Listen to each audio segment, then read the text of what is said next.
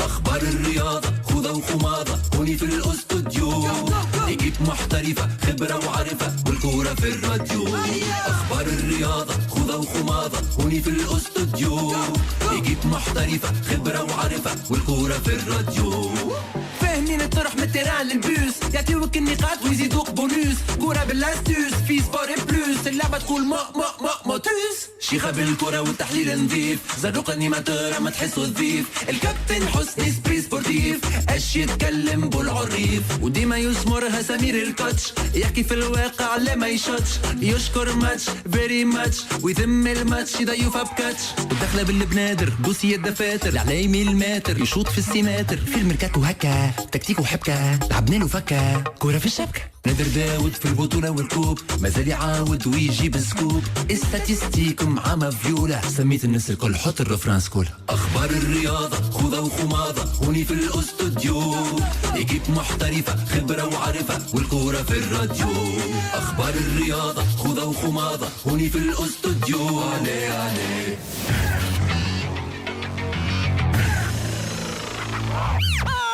EFM سبور بلوس. أيمن زروق حوصلة لأهم الأحداث الرياضية في 24 ساعة. 7:06 على EFM أحلى راديو. مساء الخير، عسلامتكم ومرحبا بكم في عدد جديد من سبور بلوس. اليوم نهار الخميس 8 أكتوبر 2020، عودة يومية لآخر وأهم الأخبار الرياضية في تونس وفي العالم. تحية كبيرة لكل مستمعينا وين ما كانوا في الاستماع داخل تونس وخاصة خارج تونس، وكذلك تحية اللي يتفرجوا فينا في المباشر على صفحتنا راديو EFM سبور، وكذلك على شان يوتيوب راديو EFM. مرحبا بكم الناس الكل في سبور بلوس. في EFM سبور بلوس اليوم نحكي رسمي مهدي النفطي مدرب جديد للنجم الرياضي الساحلي بعد ما أعلن الإيطوال في بلاغ رسمي عن تعيين اللاعب السابق للمنتخب الوطني التونسي مهدي النفطي. هل هو الخيار المثالي؟ نعم أم لا؟ مواعيد انطلاق الرابطة المحترفة الأولى وبقية الأقسام رسميا تأجيل عودة البطولة إلى 6-7-8 نوفمبر بسبب الوضعية الصحية الصعبة التي تمر بها البلاد، وكذلك بالطبيعة باش نحكيو عن المنتخب الوطني التونسي وآخر تحضيراته لودية السودان قبل 24 ساعة. هذا الكل وغيره من الأخبار والمستجدات. معكم أيمن زروق في الميكرو، عزة تواتي تحية لها في الإخراج وإيام رابح في الديجيتال والإخراج الرقمي، وفي تأمل لكم الإخراج على مستوى EFM TV. كذلك يرافقني في البلاتو لو ديو الثنائي الرهيب يقوده سمير السليمي. مساء الخير. على سالة سمير. مساء النور زروق، مساء النور حسام. تحية للكابتن اليوم غايب علينا، تحية لندر داود في سوريا، تحية كبيرة لي. فرجتك الفيديو اللي بعثنا البارح على الواتساب. حلو الفيديو، بعث فيديو حلو ياسر، ويحكي على الفوزدق الحلبي واحد بارك الله فيه مشكور. قال الشريف زلنا نستناه والله اعلم. هو قال للكابتن هل عنا باي ولا للكابتن بركه؟ خلينا نشوف. والله ما نعرفوش هكاك توك يجي نقدر نتفاهموا معاه. يا سمير فيديو نقدر دود فيها 3 دقائق بعثنا في الواتساب، شديت منها كان الفوزدق الحلبي. هذاك هو فريمون وري فيا في الانترينمون مش هذيك امور ما تعنينيش اللي يعنيني كان الفوزدق قال بيجيب لنا فوزدق حلبي طياره. تحيه للساده المشاهدين والمستمعين تاعنا الاوفياء، وتحيه للناس الكل. مرحبا بك سمير السليمي. كذلك يرافقنا حسام الحاج علي. اهلا وسهلا. مساء الخير. على سهلا حسام. اهلا بك ايمن. سمير الكابتن نادر الدكتور ان شاء الله لاباس، وان شاء الله نشوفوها عن قريب. كل المستمعات والمستمعين وكل عشاق EFM. سافا في فورما تري بيان. دي تعشق في EFM، بديت تدخلك في انا نهار اللي ما نجيش نحس مونك نضحك على الدار. اليوم نهار 8 اكتوبر، شنو يمثلك التاريخ هذا يا حسام الحاج علي؟ برشا حاجات. كل عام وانت بخير اخويا. والله اسمع افهمني يا سمير، قلت 8 اكتوبر قال لي ما يمثل لي حاجه. عيد ميلاد سعيد، عيد كل عام وانت حي بخير. كيفاش طلعتها الحكايه؟ بمصادري الخاصه. انا في عيد ميلادي نسيتني، خاطر عيد ميلادك نهار 5 جوان هكا ولا؟ والله تبارك الله. ما عندناش ايميسيون. برافو والله ما عندناش ايميسيون نهار 5 جوان. برافو زروق. يا سمير عيد ميلاده 5 جوان، مره جاي بالسبت مره بالأحد، النهارين اللي ما فيهمش ايميسيون. شنو تحبني نعمل يعني؟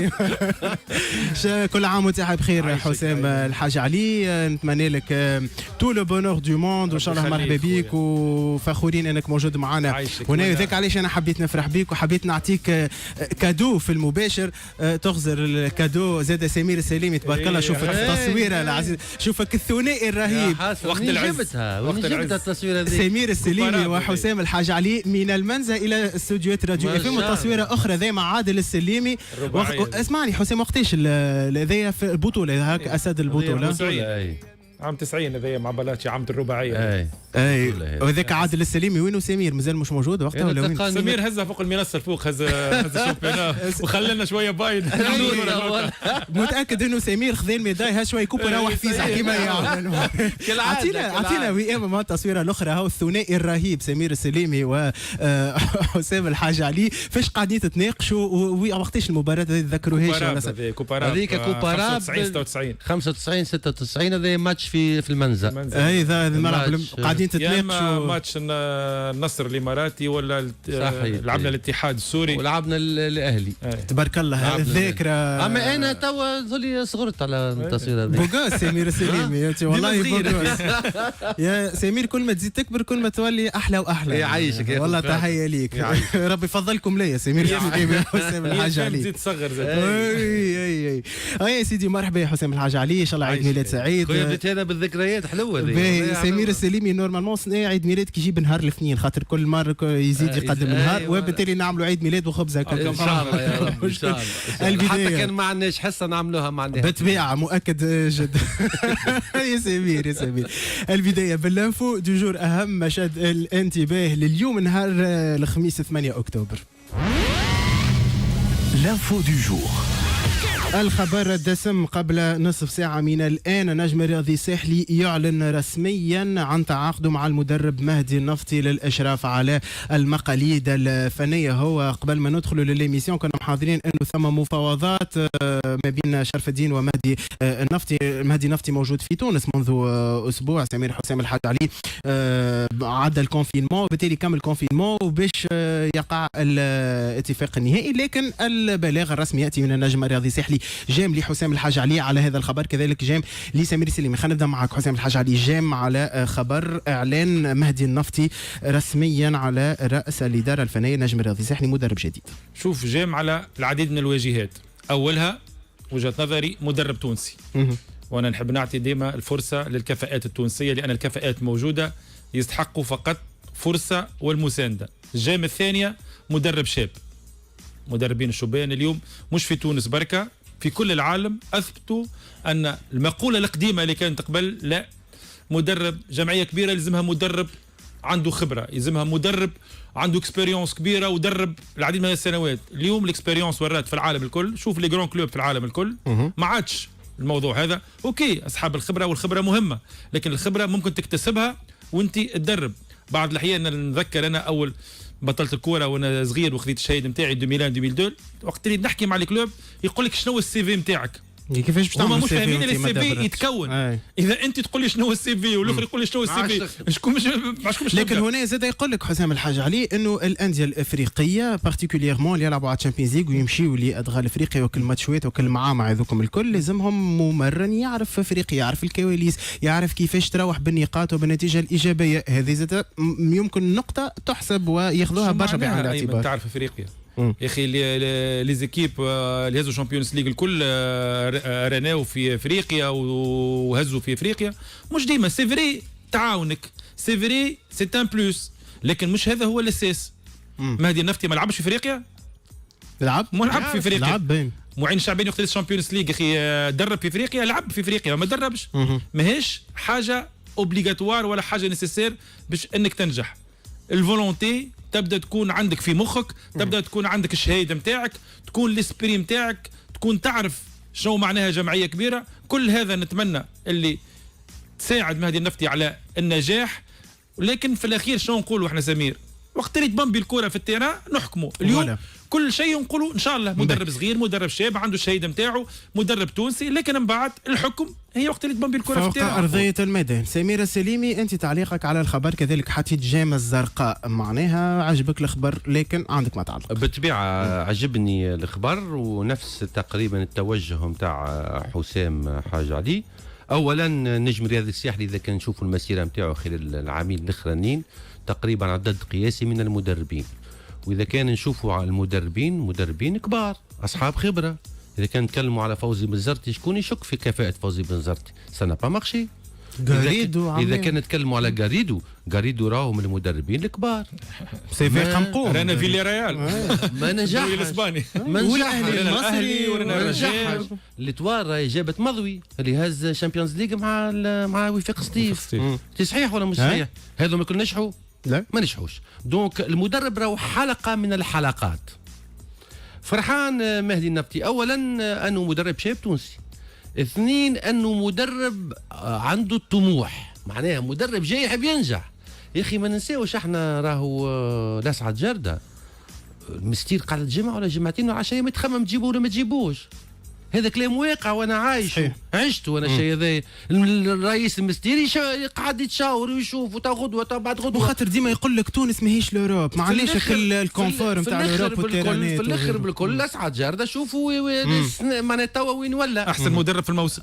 صحيح ولا باهي نار نمشيو لاوروبا شويه باش ما نطولوش. يا اخي غوارديولا وقت اللي شد البرشلونه تيما في لو 21 زيدان توا بيرلو وزيدان وتوا بيرلو شد اليوفي. الكرة سي فغي الخبرة وما كذا، ولكن الكرة فما مواصفات. المواصفات شنو هي؟ مدرب متمكن يلعب كرة وعنده مهدي النفطي عنده مدرب عنده شخصية. مهدي النفطي عنده شخصية ومدرب لعب في المستوى العالي ويعرف في الافريق موجود. فهذا كله موجود. شنو يقعد شنو وفرت له؟ فوالا. وهذاك علاش انا سامحني سمير باش نربط معك، خاطر كان تتذكر عاملين في الوقت هذا جبدنا ديبا وقت اللي تعيين كريم حقي مدير رياضي وقلنا تتوافر فيه كل الخاصيات هذه، لكن كريم حقي جمعه ومشي على روحه. علاش؟ على خاطر ما توفرتلوش امكانيات، خاطر اصطدم ربما بواقع اللي ما كانش يشوف فيه في البوندسليغا وفي اوروبا في سنوات اوروبا.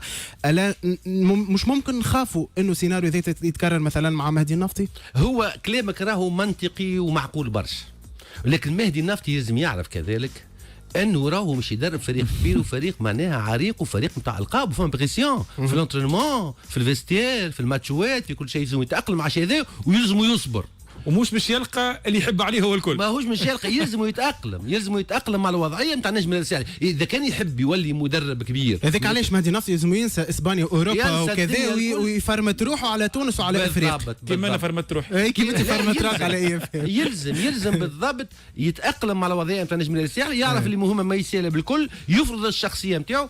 كذلك الهيئه المديره نتاع الاتوال لازم تقف معاه باش ينجم ينجح، وان شاء الله بالتوفيق بالنجاح. اف سي مارابيلا، ديبورتيفو ميريدا، ديبورتيفو بدخوز، هذوما ثلاثه انديه اللي دربهم مهدي النفطي موجودين في ما بين الرابطه الثالثه والرابطه الثانيه نتاع اسبانيا. على كل نتمناو التوفيق لمهدي النفطي في مهمته مع نجم رياضي ساحلي. ان شاء الله مبروك المدرب الجديد للنجم رياضي ساحلي. واكيد كما قال حسام وقت اللي الكره بومبيتا وقتها نجموا نحكيو خير وتكون عنا التقييم افضل اخبار الطرقات مع صديقتنا ايناس التي قامت بتعقيم كل الاستوديو قبل دخول لانفو ترافيك. نرجع بعد شويه في سبور بلس. IFM Info Trafic. مسيكم بالخير ومرحبا بكم على يافام. في تونس الحركه مازالت ترزينه على الاخ 33 اللي جايين من بن عروس في اتجاه المروج نيفو بير القصعه. فما تعطيل اللي جايين من لوتوروت 11 في اتجاه المروج نيفو باركور دو سونتي. فما ضغط صغير في شارع الحبيب بوغات في اتجاه حي رومانا. الحركه معطله على جي بي 10 اللي جايين من اريانا في اتجاه سكره. ومازال فما امبوتياج على ليكس 20 نيفو حدائق المنزه في اتجاه حي رفاهه. التعطيل مازال في دخله العوينه اللي جايين من لاك 2 على القنطره. وفي سوسه فما ضغط صغير في شارع 20 مارس نيفو حي الجوهره. سينو الحركه تبقى عاديه في بقيه الولايات. نشكروا كل من تفاعل معنا على الجروب فيسبوك يا فما انفو ترافيك. اللي عنده معلومات من الكياس ينجم يكلمنا على 58 550 711. كانت هذه الانفو ترافيك واخر فلاش لليوم. انا ما بقى لي كان باش نقول لكم سيسوا روحكم في الكياس. ليلتكم زينه وطريق سلامه للناس الكل.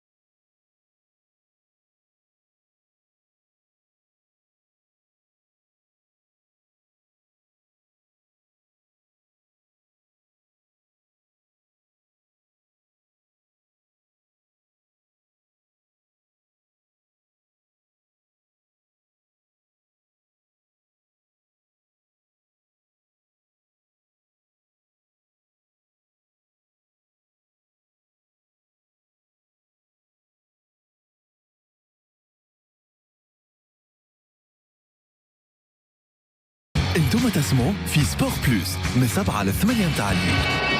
رجعنا لكم من جديد في سبور بلوس 7 و4 مازلنا متواصلين مع بعضنا حتى ل8 متاع الليل ومازلنا كذلك مواصلين بالحديث على النجم الرياضي الساحلي. مع الاسف زبير بيا يعلن قبيله شوي من خلال ستوري في الانستغرام تاعو عن اصابته بالكوفيد 19. ان شاء الله نتمنى له الشفاء العاجل صديقنا زبير بيا. ما يسالش نحاولوا نتفاعلوا ويكون عادي معناتها كونفينمون جمعه بقدره ربي يرجع خير. زبير بيا معناتها شوي اخر نحكيوا على الاخبار الايجابيه في الترجي الرياضي التونسي وفي النادي الافريقي في علاقه بالكوفيد. لكن قبل ونحن ان شاء الله لاباس زبير، ان شاء الله باللطف، ان شاء الله لاباس يا زوبا. ونحن نحكيو على النجم الرياضي الساحلي بسرعه باش نكملوا مع ليتوال لانه ثم مساجدات. ثنائي يفسخ عقدهم النجم الرياضي الساحلي بالطبيعه بالتراضي. ثنائي اجنبي مهند عيسى واللاعب الليبي واللاعب الجزائري دادي موجي. مهند عيسى جاي عمناول في الصيف ودادي موجي جاي في الميركاتو الصيفي. فسخ عقود، شنو تعليقكم على الخبر هذايا؟ فسخ عقود زوز ملاعبين في النجم الرياضي الساحلي. سمير، اللي ما ينجحش بطبيعه الحال العقد بتاعه باش يتفسخ، هذا طبيعي ومنطقي. لكن في المقابل كذلك لابد من الأندية التونسية خاصة أمام الوضعية المالية الصعيبة التحري والتدقيق في الانتدابات. هذوما ملاعبية اثنين أنا ما ريتهمش لعبوا في الإطوال بالكل. هذاك علاش ما جوش ميم با نقيموا الباساج نتاعهم. بوتيتر يقول لك فما توا حاجة جديدة ولات ياخذوا أقل من 21 سنة وليد صغير ياخذ وقت وياخذ كذا، فما موجودة في الأندية الواحد الكل. بوتيتر يقول لك ماشي بالمنطلق هذاك ما تأقلمش ما اندمجش ما كذا. شوف النادي الإفريقي توا كيف قاعدين ياخذوا ملاعبية صغار شوية في العمر. لكن في الانديه الكبيره كما الترجي والكلوب والاتوال والصفاقس ما فماش وقت توا يلزم معناها الملاعب كي يمشي يجي محسوب اترونجي دونك يلزم يلعب ويدخل ديريكتومون في الواحد. دونك اذا كان فسخوا العقود لزوز ملاعبيه دونك سكو الملاعبيه ما فرضوش رواحهم في ليفيكتيف تاع الاتوال. بالضبط. خلينا نتعداو الخبر الموالي او فوالا مو في نفس الاطار. بما انه حكينا على النجم الرياضي الساحلي مهم جدا انه باش نعرفوا زاده شكون الملاعبيه اللي قاعدين يدخلوا في البطوله نتاعنا، خاطر حكينا عديد من المرات حكينا على الاجانب البارح. لازمنا نعرفوا شكون قاعدين يدخلوا وقتاش يمشي وشنو هو مدى التاقلم تاعهم. ما لازمناش نجيبوا بالباله. اي مالوغوزمون قاعدين نجيبوا بالباله كان اختف واحد بنظريه يخطف كما قال سمير سليمي. بربي باش انا باش خاطر اليوم بعثوا لي مهدي ماهر كنزاري عمل ليسته نتاع الاولاد نتاعو جاب 4 ولا 5 من برا من اترونجي، منهم وليد اسمه نبيل الماكني حسام. نبيل الماكني هذا كان في كان 4 سنين التالي جبته للنادي الافريقي وجبته هو وابوه ب 40,000 دينار 40 مليون ياخذهم على مراحل. الكلوب وقتها ما عندهاش فلوس وسليم الرياحي ما حاسيلو ما حبش حكايه طويله. نبيل الماكني يتحول السنه لكيفو فيرونا 400,000 يورو كيفو فيرونا ويعيط له ماهر الكنزاري لليكيب ناسيونال جونيور. كان جاء هو تزيري ولا ليبي راهو خذاوه ب 100,000 يورو ولا ما نعرفش قداش ولا 100,000 دولار ويعمل عام ولا عامين ما نربط وراهو فسخوا له ومشي على روحه. على الكولي التونسي وقت عمره 18 ولا 17 سنه ب 40,000 دينار ما حبوش ياخذوه. باهي واضح جدا. يظهر لي دون تعليق شنو عندنا ما نعلقوا على حاجه كيما هكا تصير ديما حاجات. والوالد نتاعو يحب الكلوب والوليد يحب الكلوب وهزينا للبارك وشرينا له المراول والتونيات نتاع الكلوب افريكا وغرمناه والوليد بدنا الجمعه كامله وانا معاه. يعني 40 مليون معناتها نقولوا 15,000 دولار 15,000 يورو. تو مشى لكيفو فيرونا السوم نتاعو 400,000 يورو ومازال صغير معناتها عنده مارج دو بروغريسيون. تو فيرونا من نظل كانت تفدلك باش تاخذ لاعب كيما هكا. لا بيان سور ما نجم نجوم 54 اخرين. هذا ما نتمنوا على كل الملاعبين ذو. بعد شويه زاد نحكيوا على عمر قيقلي انتقل رسمي لارسنال وشنو الرساله اللي اعطاها لتونسي. لكن خلينا نعطيو شويه موجات ايجابيه شويه اخبار ايجابيه. نحكي على اول حاله شفاء في الترجي الرياضي التونسي من فيروس الكورونا. المعدل البدني صبري البوعزيز يعلن رسميا شفائه اليوم نتيجه التحاليل الثانيه جات سلبيه والحمد لله. في انتظار غدوه بقيه التحاليل. عدد كبير من الملاعبيه اللي اصيبوا بالكوفيد الاسبوع الفارط. كذلك في النادي الافريقي حاله شفاء لحمزه الوسلاتي وتحسن الحاله الصحيه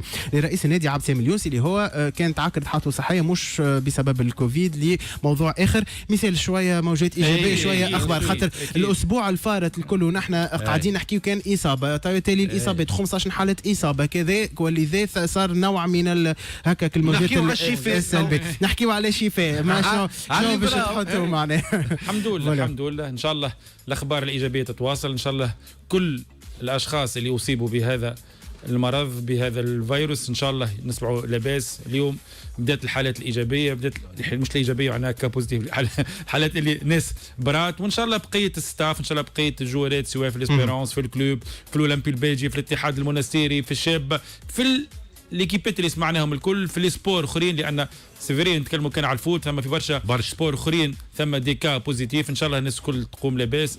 نقولوا الحمد لله على السلامه على عبد السلام اليونسي، ان شاء الله ما عنده سو، ان شاء الله يقوم ويرجع يخدم جمعيته. الحمد لله لاباس حمزه الوسلاتي، وان شاء الله كل الرياضيين وكل التوانسه نسمعوا كان الاخبار الباهيه في القريب العاشر. هذا ما نتمنى لو انتم رجعنا شويه زاد على الحاله الصحيه اللي عبد السلام اليونسي. كان ذاك داوت البارح كنت قلت لنا سامين انت حاولت تتصل به ما نجمش تحصل عليه، لكن الحمد لله الحاله الصحيه في تحسن. السنه وغدا زاد الاسعد الدريدي النتائج نتاعو، معين الشعباني، مجدي الاولاد الكل معناها الكل الرياضيين وتوانسه بصفه عامه الكل، وامه محمد الكل معناها الناس الكل. ان شاء الله نتمناو الخير ونتمناو الصحه للناس الكل.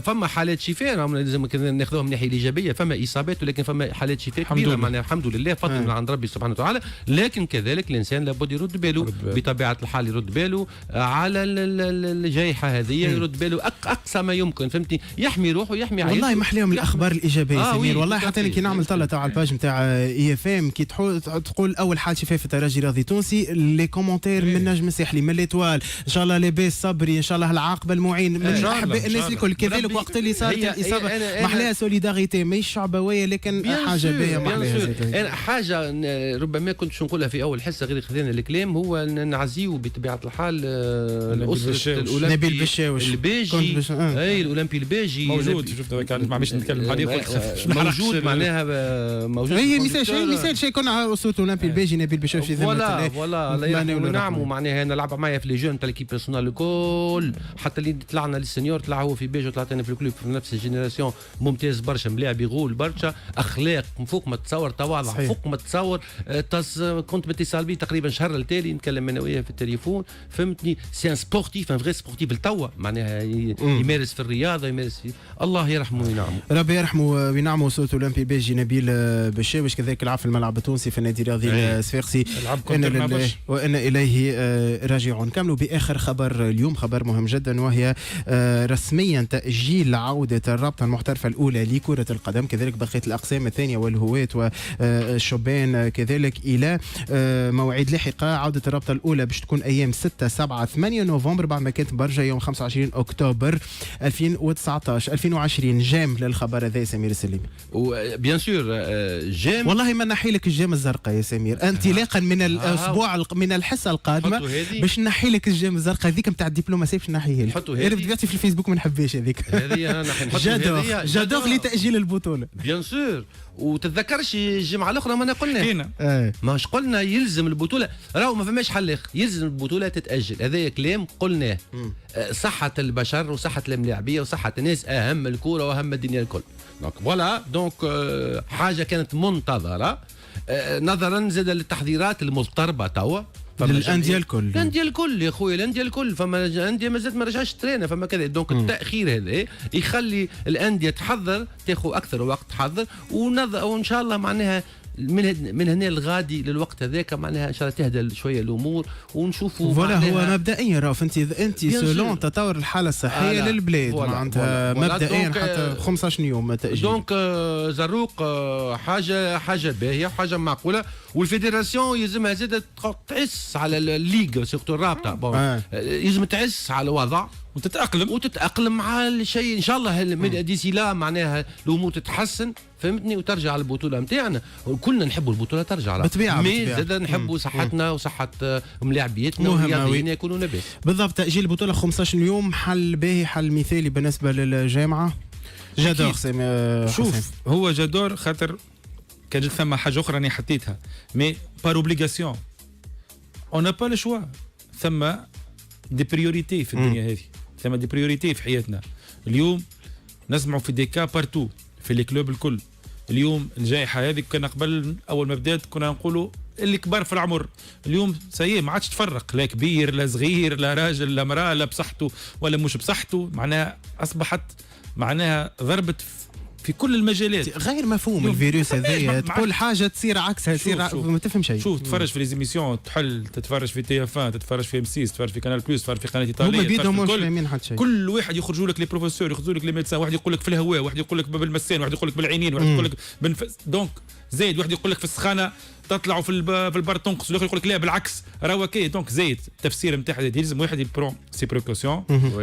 ثم حاجات انانيم عليها العالم الكل، الماسك، الجيل، التباعد الاجتماعي، نحاولوا نطبقوهم. وبالنسبه للشامبيون نتاعنا لازم الفيدراسيون تكون متماشيه مع الوضع الموجود في البلاد. بالضبط. كان تقول هي سي فري يولي الوقت قصير وما عادش نجم نعمل رزنامه والريتم باش يكون صعيب، اوكي سي فري باش تلقى صعوبات باش تعمل البرمجه نتاعها، لكن ثم دي بريوريتي. ولي كلوب كذلك بالتاخير هذا راهو باش تكون عوده البطوله 3 ماتشات في الجمعه وماتشات صعاب، يلزم يتاقلموا.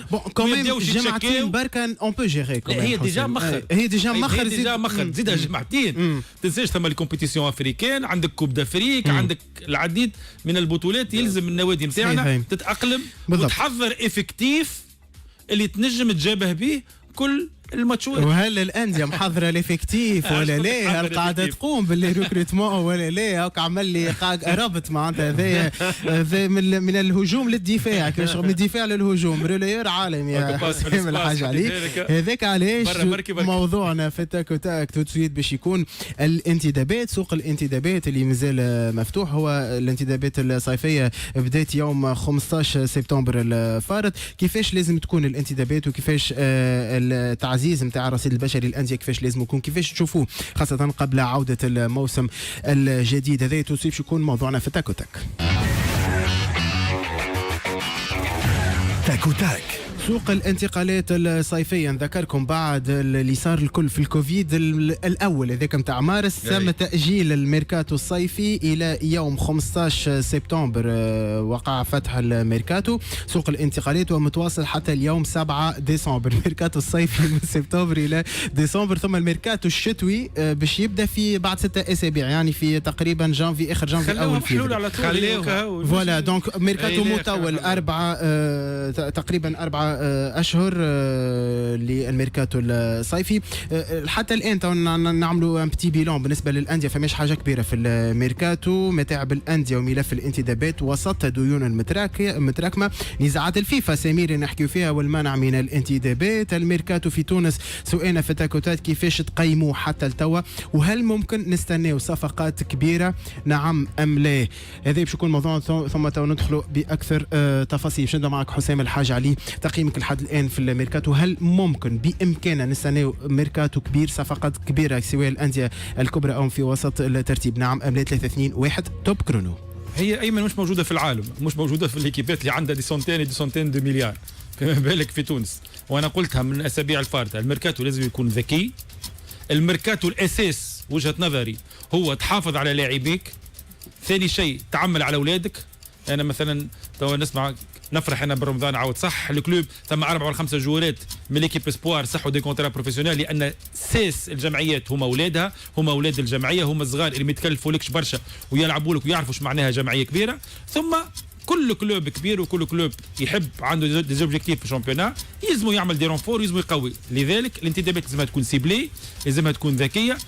99% باش ما نقولش 100% منها تكون لاعبين نهايه عقود، اعارات كما موجود في العالم الكل. احنا ماناش خير من اليوفي ولا من البايرن ولا الكل. بايرن تعمل اعاره واليوفي تعمل في الاعاره والريال مدريد تعمل في الاعارات. لازم يكون دي ريكروتمون سيبلي، دي جوور فان كونترا، انتدابات ذكيه حتى توفى الجائحه هذه وترجع ليكيليبر. ممكن يكونوا ثم دي ريكروتمون، لكن المصاريف الريكروتمون انسى وامسح مات انسى وامسح مات. الا شنو يقول سمير السليمي؟ ولازم يكون شيء يقول حسام الحاج علي، ولازم يكون انتدابات ذكيه. وي سمير شو عندك ما تنبر على اي عندي هاك الصفقات قبل 40 ثانيه مش داخل في الكوتا. تدخل في الكوتا مال 3 2 1 يلا انطلق في التنبير سمير.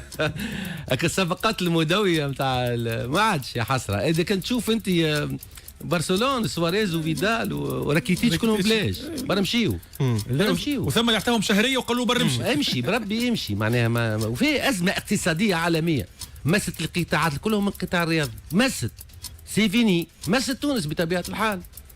في تونس الانديه ما عادش قادره انها تنتدب.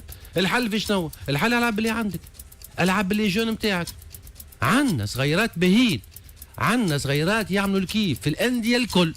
دونك اعطي الفرصه للملاعبيه الصغار، قوم بانتدابات مدروسه تكون باهيه في بعض المراكز اللي ناقصينك. اذا كان عندك مركز فيه ملاعبي صغير خلي ملاعبي صغير يلعب. ثم اذا كان باش تعمل صفقه، انت تلعب مثلا على بطوله افريقيا ولا تلعب تحب عندك طموح كبير باش تعمل صفقه مثالي، صفقه ولا اثنين، وعندك الامكانيه الماديه، ما فماش مشكل، صفقه متاكد منها. الباقي الترشيد على مستوى المصاريف، خاصة السنة والعام الجاي. راهو ما فماش أندية قادرة على المصاريف، هذوما الأندية العالمية كبيرة، فما بالك أنديتنا نتاعنا نحن. باش نقعد معك سمير، باش نجيك حسام في زاوية مهمة جدا. خلينا نعملوا تي ريكاب حتى الآن شنو اللي صار في الترجي الرياضي التونسي. غالين الشعلالي، نجاز، المرزوقي، 3 نهاية عقود أو 3 معناتها ما تكلفوش معناتها مصاريف مالية. النادي الإفريقي جيل باهية من اتحاد بن قردان، وترسانة من الملاعبين نتاع الجزائر، فيهم اللي رسمي فيهم اللي مازال. سي اس اس ما انتدبش. باركونتر غادر هنيد، غادر حسين السيد، غادر المثلوثي. نجم الساحلي مازال ما انتدبش. الاتحاد المناسيري بعض الانتدابات، لكن غادر اوكبوتو، موزيس، العمري واكبادول. الاولمبي الباجي، الهذلي، شهاب جبالي. يعني تقريبا ما فماش حاجه كبيره، ما فماش حاجه كي تابالوي لحد الان. ما فماش احنا قلنا حكينا في الموضوع، ما فماش فلوس، مين باش تشري؟ لكن يقول لك هو مازال متواصل حتى 7 ديسمبر. من هوني 7 ديسمبر هل تنجم تصير حاجه ولا باش نكملوا في هذا المستوى وهذه النوعيه من الانتدابات؟ انت عندك البطوله تبدا 6 7 نوفمبر، من نوفمبر لديسمبر عندك تقريبا شهر، ممكن يكونوا فيها 4 جولات. باش تشوف الامور نتاعك، الواحد يشوف روحه. كان الامور ماشيه سافا وما عنديش شي مشكل نتاع ريزولتا ولا نتاع افكتيف ولا نتاع مراكز معينه، نكمل باللي يعني ما فماش. ممكن ديسي لا نقوم بانتداب ولا 2 يكون مدروس ويكون ذكي، خاصه انه قلنا احنا هنا راه ما فماش فلوس. الترجي الرياضي التونسي اللي تكلمت فيه راهو صحيح، سي دي جوار فان كونترا ليبر. ايوا سي دي جوار ليبر باش يتكلفوا كان التكلفه نتاع السالير، سالير وبريم دو روندمون نتاعهم. السي اس اس كيف عندها ملاعبيه ما شاء الله، ما نتصورش ان في حاجه لانتدابات كبيره برشا السنه. اذا كان تشوف معناها الوضعيه الحاليه الماليه نتاع السي اس اس ولا نتاع الكلوب افريكان ولا نتاع الجمعيات ولا نتاع المستير ولا غيره. دونك يهديكم ربي. انا توجه سليم انه الانديه تمشي في الانديه في الملاعبيه اللي منتهيه عقودهم ولا عندهم مشاكل مع الانديه نتاعهم. لا للانسياق يا زروق، لا للانسياق وراء معناها الضغط الجماهيري. المسؤول الصحيح واللي عنده شخصيه عنده استراتيجيه واضحه يمشي فيها، ومن بعد بشويه راهو الجمهور راهو يمشي معاه ويتبعوا. باهي افكتيفمون حكينا على التوجه نحو الملاعبيه المنتهيه عقودهم والتي لا تكلف الخزينه معناتها اموال طائله ومليارات وغيره، وكالشو اللي كنا نتبعوه قبل كان كل ميركاتو راهو حسام حاج علينا والعباد كانت تستنى في الميركاتو عباره ماتش ولا عباره 3 شهور ميركاتو. هاي الكلوب جابوا النجم الساحلي فك بونجاح للترجي، ترجي باش يجي فكهم النجم الساحلي. شو كبير ياسر لحد الان ماهوش موجود، ومش حتى ما قبل الكوفيد معناتها نقصوا ولا ثم معناتها هكا كي تعاقل في الانتدابات بال معناتها بالشروط نتاع الانديه بيدهم مش بشروط الملاعبيه والسوق. سي نورمال. ابار الكريز اللي موجوده توا، ابار اللي الكوفيد ضرب الناس الكل، لي كلوب الكل ابار ليسبيرونس المزمره فيها عنده 30 و40 مليار ديون. حتى الساعه بابا تخلص ديونك، حتى لي جوار هذوما اللي تجيب فيهم فانت كونترا انت يا اخي باش يجيك بلاش. تعرف لي سالير نتاعهم قداش ولا؟ من 30 و40 مليون الفوق. معناها يتكلف سي فري جوار ليبر، اما انت غدوه كي تغرق في الديون وما عندكش باش تخلصوا السالير نتاعو لي جوار اترونجي باش يعمل لك؟ باش يمشي للفيفا. مش جوار تونسي انت وفيدراسيون تلقى حل وتوخر له عامين وثلاثه وخذ حويجه ونتفاهموا. هذا جوار ديريكت كونترا ديبوزي في الفيفا، يقول لك الفيفا خلص ولا شفنا الكلوب شعانات. دونك يلزم الانتيليجونس. حتى لي جوار فان كونترا ما تجيبهمش افيك دي سالير كبار برشا، الا كذا كان جوار كونفيرمي اللي هو واللي صعيب باش تلقاه في فان كونترا ولا ما غير نادي معناها. اذا كان لقيت هو باش يدلل عليك. اما لي جوار اللي باش تجيبهم باش يعاونك باش يغطي لك كيلكو بوست، ما ينجمش يكون السالير نتاعو كبير برشا ويكون جوار زاد دو كاليتي اللي باش يلعب من غدوه. زروق في نفس السياق نتاع حسام. توا ما انتبهنا في العشر سنين الاخرى انه يلزم نتلهاو بصغارنا لي جون والتكوين. راهو هذاك راس المال، توا الاسبيرونس بالرمضان ولا ميموني ولا غيره كلوب افريكان، كلوب افريكان سنه شكون هزها الكلوب؟ مول الصغار نتاعها القصاب العبيدي. تلاقي حتى الترجي وقت اللي هزت اقوى البطولات الكوب دافريك عندها برشا اولادها معز بشريفيه، الخميسي، الذوادي، شمام، هذوما الكل اولاد الترجي. يلزم التوجه يفهموا الناس والمسؤولين سورتو يفهموا انه يا ولادي امشيوا للتكوين مثالش اون باراليل حتى شويه حتى شويه تلهاو باللي جون نتاعنا، تلهاو بالصغيرات، طلعوا نستثمروا فيهم ونعرفوا كيفاش نطلعوهم. ناخذوا مثال فرنسا اللي هي توا موديل في العالم الكل، واللي المانيا تبعتها وهولندا تبع فيها وغيره تبع فيها. في فرنسا فما انديه تخدم كان التكوين كاو هذيك خدمه مهمتها تكوين هاو. لا تقول لك لا نهز لحد مشات فيها ثنيه ذي بارادو في الجزائر، راهو ما احنا ما عندناش نادي كيما هكايا معناها يكون ويربح برشا فلوس. انا ما نجمش اللوم على الكلوب افريكان الاسبيرونس اللي غير تحب تلعب على تيتر مثالش العب على تيتر مي اون باراليل، خاطر انا نحب نشوف ميزانيه نتاع الاكابر، فما ميزانيه كمان للصغيرات. سمير كنا نهزوا في تتروات وصغارنا الكل يدعوا كيفاش طلعنا اخي احنا الكل. ما نقول لك هذاك وقت هذاك وقت نقول لك هذاك وقت معناها وكان هو الهوايه ودرا شنو ما ينجموا يمشوا مع بعضهم سمير، ولا ينجموا يمشوا مع بعضهم، مش خاطر عندي برشا فلوس يلزمني نجيب، لازم زاد استراتيجيه معينه مش هكاك راعواني. باش نقعد معاك حسام وانت حكيت برشا على الانتدابات الذكيه، حكينا على التوجه نحو اللعبه كما قلنا منتهي عقودهم، كذلك التوجه شفنا برشا نحو تجديد العقود والحفاظ على الركائز نتاع الفريق، واللي العديد اعتبرها انه هذه انتدابات في حد ذاتها. موافق وجهه النظر هذه. ناخذ الامثله، تجديد عقد نادي الافريقي لياسين الشماخي، الناس الكل قالت هذا ديجا راهو سي ان ريكروتمون، ديجا كي انت حفظت على الشماخي وما مشاش للترجي ولا ما مشاش للاهلي المصري ولا ديجا هذاك يتسمى ريكروتمون. نفس الشيء بالنسبه لحمدو الهوني اللي يتلقى عروض بمليارات كبيره، ومحمد علي بن رمضان ديرينمون مع الترجي الرياضي التونسي، هل وياسين الشيخاوي زاد مع نجم الرياضي الساحلي، ذوما تجديد العقود نتاع الملاعبيه، الكادر، النجوم نتاعك اللي انت تنجم تعمل عليهم، هل بالحق هنا لازمنا نجموا نحطوهم في خانه الانتدابات ام انه مجرد كلام؟ ايمن وقت اللي سالتني قبيله على الميركاتو اش قلت لك؟ اول شيء هو تحافظ على لاعبيك، اهم شيء في الميركاتو الحالي انك تحافظ على الجوار نتاعك، لي جوار دو كاليتي، لي جوار دو باز. نسينا اسمه اللي ستي بريفي باش يمشي وقعد كامباوري، سي فري يضيع برشا فرص، لكن مستنى اتاكون مش سهل اليوم عن نشوفوا ريكروتمون باش تلقى خير منه. اليوم سي لي دوزيام ميور بيتور دو شامبيونا يظهر لي. ومع ذلك كانت راهو كان قاب قوسين باش يمشي لسلافيا براغ، مش شويه سلافيا براغ يعرفوا شو يعملوا سلافيا براغ. قلت لك كي تحافظ عليه ستا ريكروتمون، كي تجدد للشماخي ستا ريكروتمون. اليوم مثلا الكلوب بالنسبه ويقول لك هذه بوتيتر اللغه يستعملوها الاداره باش توري روحها هي عملت انجاز. بالضبط وهذيك المشكل.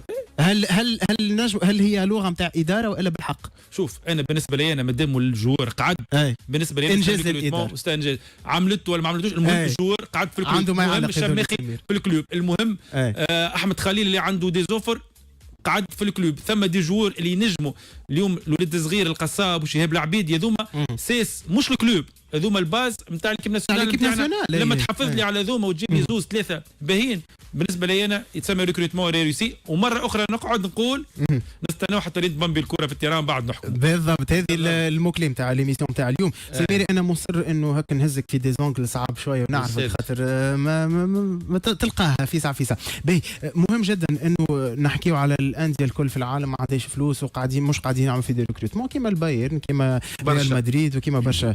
باهي لكن هنا نحكيو نحن على تونس، لكن في تونس عندنا دي كونكورون اللي هما في افريقيا اللي هما نوتامون مصر والمغرب، مازال بعيد علينا شوي. احنا الانديه اللي يلعبوا في المسابقات الافريقيه في الشامبيونز ليغ ولا في الكاف قاعدين يعملوا في دي ريكروتمون، والمنافسين تاعهم زاد قاعدين يعملوا في دي ريكروتمون. كي نشوفوا نحن نوعيه الانتدابات والصفقات الماليه اللي تقوم بها مثلا الاهلي المصري، دي بروجي على 50 سنه لقدام منخرطين واحد، دونك الاهلي راهو مؤسسه ما نجمش تتبعها. انا نتذكرك العام الاهلي 2007 كيبسون الكل تاع مصر في الاهلي تقريبا 80%. ليتوال ولاد صغار مشات ربحتها، مشيت ضربتها بثلاثه غاديك وروحت.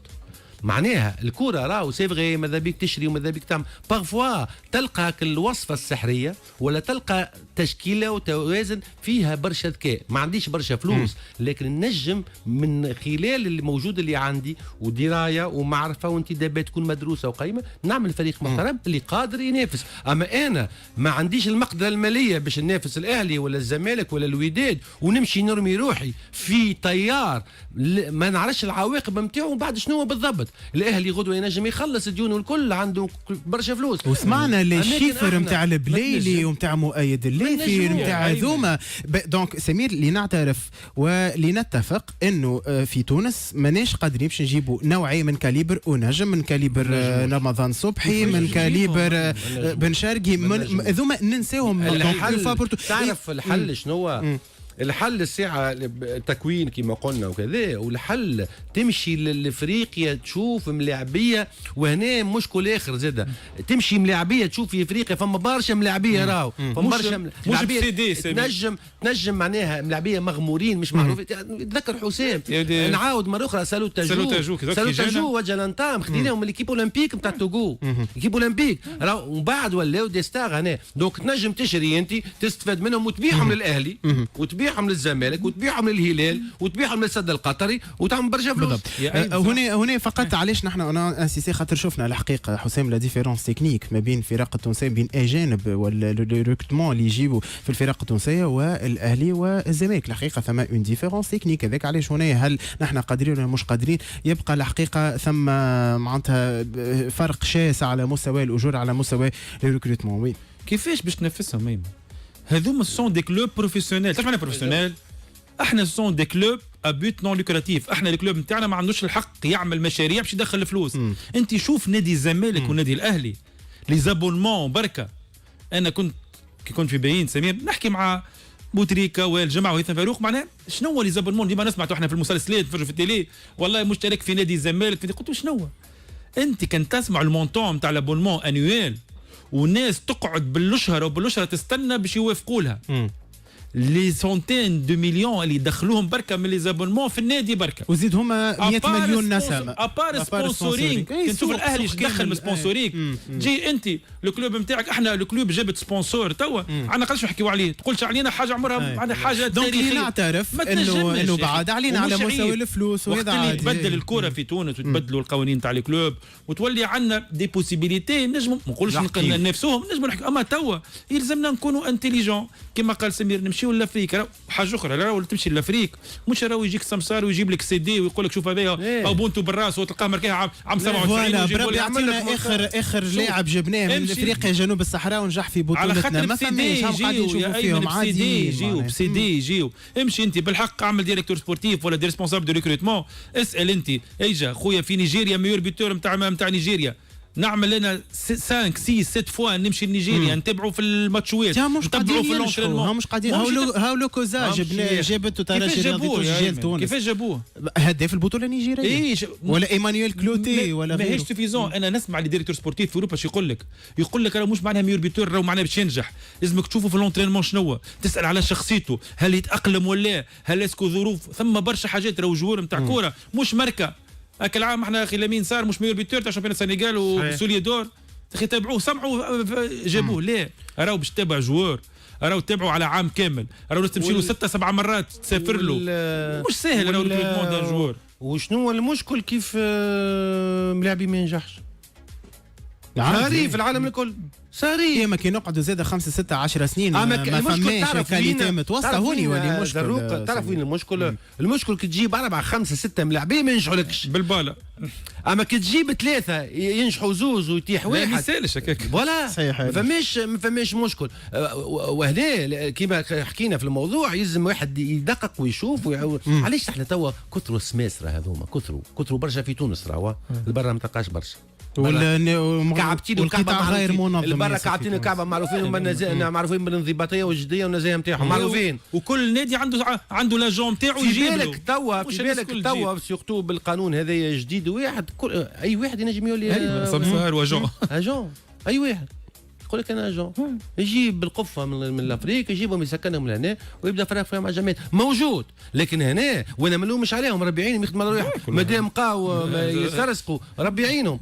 لكن انا هنا اللوم وين؟ اللوم على الناس اللي تاخذ ما تاخوش معناها يسبك تدقق وتشوف وتحس وكذا. فريمون انا معناتها باش نعطيكم اقوى كومنتير في تاريخ سبور بلوس معناتها اللي هو في الجروب واتساب اللي انتم موجودين فيه. كابتن خالد حسني حييكم يسلم عليكم الناس الكل ويسمع في الديبا نتاعي قال لكم ديبا تري انتريسون. لكن من يقيم من قدامها 4 نقاط استفهام و4 نقاط تعجب. والله هاو قال من يقيم من معناتها كابتن خالد حسني قال من يقيم من. والله عنده ولا حق. باهي فقط لي نختم على الموضوع بسرعه سمير.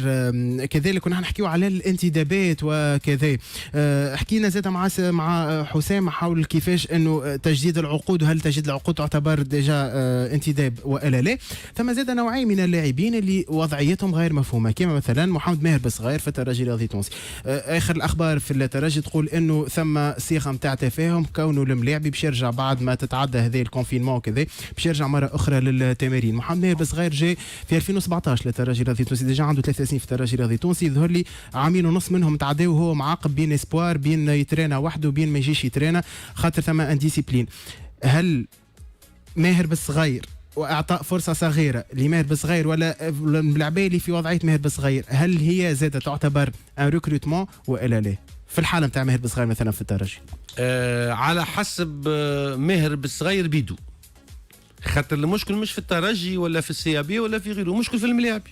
الملاعبي عنده امكانيات كبيره برشا. ملاعبي كوارجي فنان ما ناقصه حتى شيء. اللي ناقصه هو التركيز. يركز تركيز ولا انضباط سمير؟ هاني قلت لك تركيز. تركز على الكوره. تركز على الكوره. تركيز ينجم يركز في حاجات اخرى. يعني سيغتان مومون 3 سنين انت ناقصك التركيز شو وين الخلل؟ دونك انا نجمش يقول يكون خلل. دونك هنا اذا كان الترجي اعطاته فرصه اخرى سيكو الترجي مقتنع انه ملاعب كبير. وانا بدي تفرجت في برشا ونعرف انه ملاعب عنده امكانيات. هذه فرصته الاخيره بالنسبه لي هو. يا مش يشد الثنيه نتاع الانضباط ونتاع الخدمه ونتاع الجديه. الانضباط شنو راهو خدمه خدمه خدمه خدمه خدمه صباح وليل وعشيه.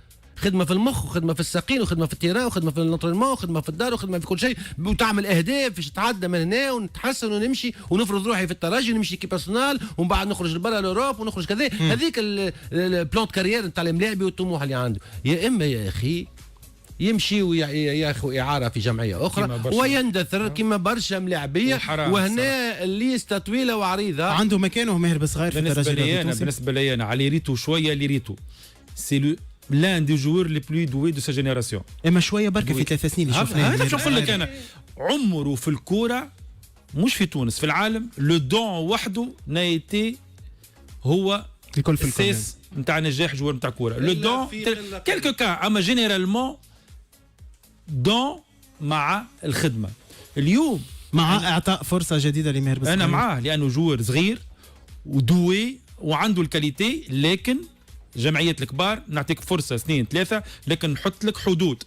أنا نتصور هذه الفرصة الأخيرة مع حدود صارمة بالنسبة للترجي الرياضي. لأن أنك تلعب في الاسبيرونس ولا في الكلوب ولا في الإتوال ولا في السي اس اس اي سامحني حاجه نحكي على ملاعبي عام 96 راهو معناتها مش صغير في العمر كمان. 96 معناتها عمرك 24 سنه. إيه عنده معناها باش تقعد انت مخك يولي فوقك وقت اللي تولي 30 سنه. سامحني زاده علاش قلت لك الفرصه الاخرى. واضح جدا. قلت لك الفرصه الاخرى مع وضع ضوابط وحدود اللي تقول له اليوم سي تا ديرنيير شانس. اذا انت ماكش قادر برا خويا تصور انت كان يعمل سيزون كبيره ياسر العام الجاي. هذا ما علاش لما لا الامثله عديده. باش نخرجوا فاصل صغير باش نرجعوا لي سبور بلوس ما تبقى من الحصه باش نخصوه للمنتخب الوطني التونسي.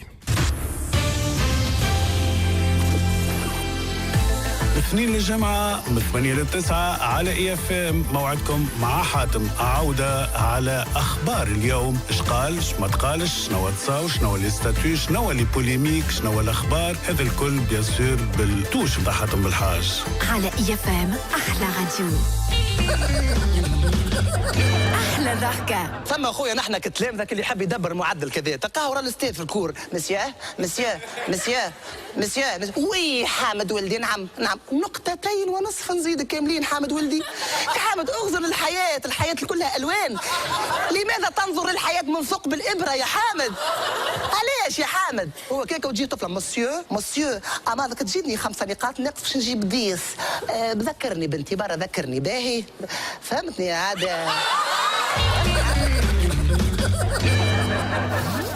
من اثنين للجمعة من 7 ل 8 متاع الليل EFM سبور بلوس أيمن زروق. رجعنا لكم من جديد في سبور بلوس 7:55 دقيقة باش نحكيو تو سويت على المنتخب الوطني التونسي ومباراته غدوة ضد السودان. شيفر دو جور. بعد 10 شهور و325 يوم بالتمام والكمال يا سمير السليمي المنتخب الوطني التونسي يعود إلى النشاط من جديد. آخر مباراة لمنتخبنا كانت يوم 19 نوفمبر 2019 عمناول ضد غينيا الاستوائية. نذكروا بكدا الماتش فرجنا فيه هنا في المباشر في إطار الجولة الثانية من تصفيات كأس أفريقيا. من وقتها المنتخب لم يجري مباريات بحكم كل ما صار من تأجيل الأنشطة والكوفيد وغيره. كان ثم دي جورني فيفا وتصفيات تاع كوب دي موند كأس أفريقيا في مارس لكن تم التأجيل. اليوم منتخبنا الوطني توحشنا ليكيب ناسيونال غدا المباراة الودية ضد منتخب السودان. شنو نجموا نخرجوا منها وشنو أهم حاجة نستناهم من ليكيب ناسيونال والمباراة بشكل عام غدا للمنتخب الوطني التونسي؟ ولا شنو هو الهدف من الماتش هذا؟ شنو الهدف؟ شنو نستناو وشنو نحبوا منه الماتش؟ ايش نحبوا منه؟ نحبوا منه كان مش تقول لي شوفوا كي بيرسونال في حل ادرا شنويه ولحمه وكذا سي با فري ماهوش هذا خاطر ليكيب بيرسونال ديما هكا ولا ليكيب بيرسونال اشترى في حله باهيه وترابط الخطوط واللغه هذيك كل المضروبه اللي لوساتور نتاع ليكيب بيرسونال ما يشتلعب غدوه توا شهرين اخرين 3 شهور اخرين كي تحك الركب وكذا وتجي الماتش والتصحيحات تلقى ليكيب بيرسونال بلوز او موان 80% اللي نحن نعرفوهم. باه شنو هي الفائده نتاع الماتش هذايا؟ هي فما فوائد لكن اهم فائده هما الملاعبيه جدد احنا ما نعرفوهمش باش نقيموهم على المستوى الفردي مش مستوى الجماعي.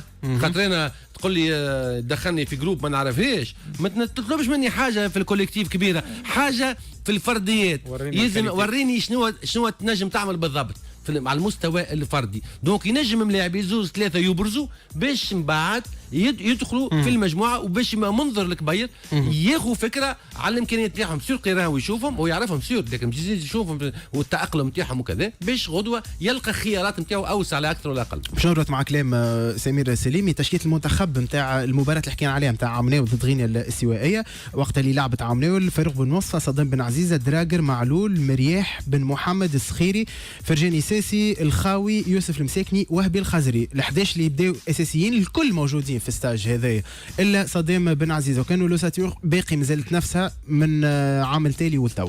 اكيد هيمن لي زيكيب ناسيونو ديما ثم انوايو ثم يونوساتور ديما تحافظ عليها وتدخل 3 4 زويز اللي يبرزوا مي لوساتور لازم تكون موجوده. قال سمير لوبجيكتيف ولا شنو نحبوا نخرجوا من الماتش هذا سور لو بلان انديفيدويل ثم دي جوور صغار ثم دي جوور جدد نحبوا نشوفوهم بالضبط. اسكو الكاليتي تكنيك في ماتش انترناسيونال شنو عنده خاطر اللي يفهم كوره ايمن تحس بالجوور اللي نجم يعطيك حويجه عنده الكاليتي. والثاني شيء هي لي جوور اللي عندهم برشا ما لعبوش ونون كومبيتيتيف تعطيهم ماتش كومبيتيسيون ماتش كوره يلعبوا. ثم الحاجه الثالثه ترجع تعمل تجمع يرجعوا جوارات يتلموا بعضهم عندهم مده كما قلت 10 شهور ما شافوش بعضهم شويه لحمه شويه جو لكن ما نجموش نستناو حاجه كبيره سور لو بلان كوليكتيف سور لو بلان شنو تحسن مش تحسن لجوار 80% ما عندهمش ريتم لكن فرصه بانهم يلعبوا ماتشوات وانا نشوفوا كلكو جوار ان شاء الله يعطيونا حويجه ممكن نستحقوها في وقت اللي ان شاء الله ماتشوات اوفيسيال. ونحن نحكيو على العناصر الجديده والبارح كنا حكينا على عمر الرقيق اللي سينضم الى نادي ارسنال. اليوم الجامعه التونسيه لكره القدم تصدر في الصفحه الرسميه نتاعها انترفيو للاعب عمر الرقيق شنو اللي قال للمنتخب الوطني التونسي وللجماهير. Salam alaikum, c'est Omar Kik. Juste un petit message pour vous informer que je ne serai pas présent dans ce stage-là. C'est à cause de mon transfert et il me faut vraiment du temps pour tout régler. C'est aussi pour ça que je veux remercier la FTF pour qu'il me donne le temps pour que je peux tout régler dans les meilleures conditions. Je suis d'abord très très fier et très heureux d'être convoqué pour que je peux représenter mon pays. Mais bon, comme j'ai dit, Inch'Allah Rabbi, rendez-vous au prochain stage. Bonne chance à l'équipe et تحية تونس. هذا عمر رقيق ان شاء الله يكون موجود في القادم الموعد مع المنتخب الوطني التونسي. اكيد باش تكون اضافه للمنتخب انه ملاعبي موجود في ارسنال، انه عندنا ملاعبي اخر موجود في اليوفي. ان شاء الله المستقبل نتاع الملاعبين ان شاء الله يكملوا يكونفيرم وان شاء الله تكون يرجع بالفايده لمنتخب الوطني التونسي. في الاخر تحيه تونس. هذا هو فوالا ان شاء الله. جو كونتون و جو سوي فيير. ثم دي جوار راجوا من برا ايمن ما قالوش الحكايه هذه. صحيح. غدوه مباراه المنتخب الوطني التونسي ومنتخب السودان انطلاقا من 4 متاع العشيه بعد ما كانت 7 في الملعب الاولمبي برادس. بالطبيعه هذا الكل بسبب اجراءات حظر التجول. باش تروحوا في ساعه انتم قبل ما يسكر عليكم الكوفر فو. مشكور جدا سمير السليمي، مشكور حسام الحاج علي، مشكورين كلكم في الاستماع. تصبحوا على خير.